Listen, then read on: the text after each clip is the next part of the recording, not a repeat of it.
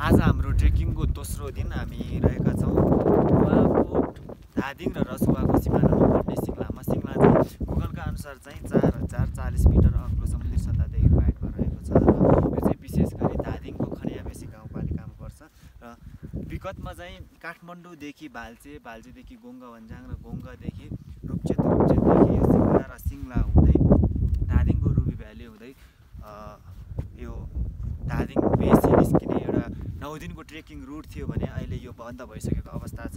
यसमा सरकारको ध्यान नगएको कारण भनौँ या राम्रो व्यवस्थापन हुन नसकेको कारण यो विविध कारणले यो बन्द भइसकेको छ।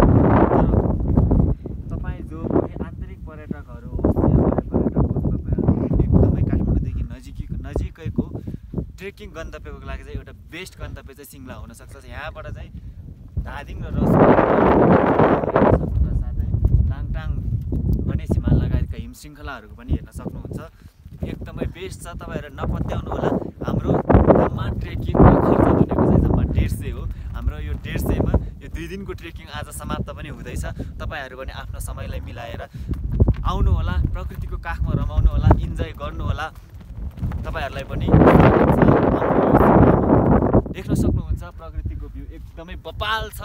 150 मा यतिको ट्रेकिङ जान पाउनु भनेको भाग्यमा श्री लेख्नुपर्छ है। Thank you for watching.